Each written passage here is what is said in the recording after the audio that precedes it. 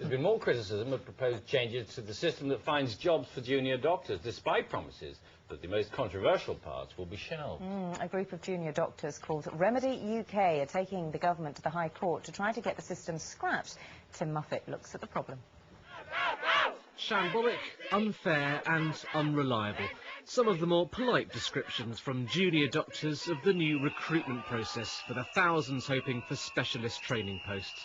The government has now announced big concessions, but just how did it come to this? Well, the initial idea was simple enough. The old recruitment system allowed junior doctors to apply for posts as and when they came up. But instead, the system was changed so applications would be made via this website, all supposedly part of a modernised, more focused career structure. But it soon ran into trouble. Many complained the website kept crashing, that it was badly designed and that personal details on it were not secure. Adding to the problem was the fact more than 34,000 doctors were now applying for around 18,000 posts.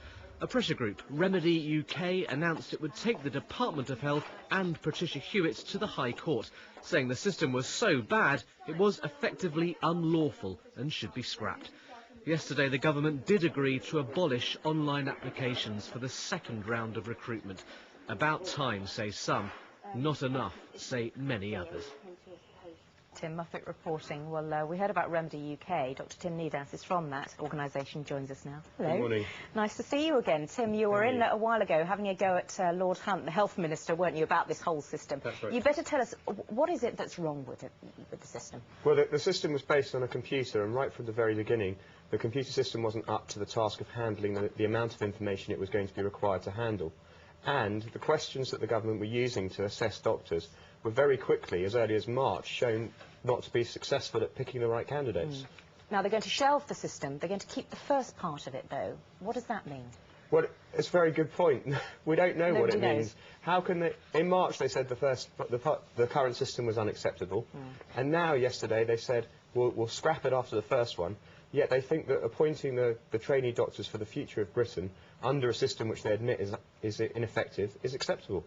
Right, but subsequent recruitment rounds are going to be based on CV, aren't they? They're going to be based on the old system. Right, which is a good thing, which you're happy with. Which is a better thing than the current situation. How has this affected your career so far? Well, 34,000 doctors applied for 18,000 training posts under the computer system, and that was in January. None of us, and we all have families, know what's happening to us. We all start jobs in 10 weeks' time. We need to be on the wards treating patients in August, and we don't know what's going on. In the grassroots of the profession, there's serious concern about what's going to happen to patients in August, and it's been terrible for our career. Morale's been low everywhere. 13,000 doctors still not knowing where they're going to be? No, 34,000, Sean. 34,000? There have been virtually no appointments under this system. Oh, that's amazing. And I mean, with this change in the system, I know you're saying that the first bit is going to stay, but does that mean that you have the opportunity a bit, within how many months to get a job? I mean, as I say, most of these jobs will be starting in August, and we just don't know where we're going to be working. Now, that's bad for us personally, but it's bad for the hospitals because they don't know that they're going to be able to run a service in August. And this is terrible. Now, the situation that was announced yesterday is really a smokescreen to cover up the judicial review, which is going to examine the legality of whether or not the government's been playing fairly with us. OK, we'll be speaking to the Health Minister, Andy Burnham, a little later on. Thanks very much for coming in. Thank you. Thank you.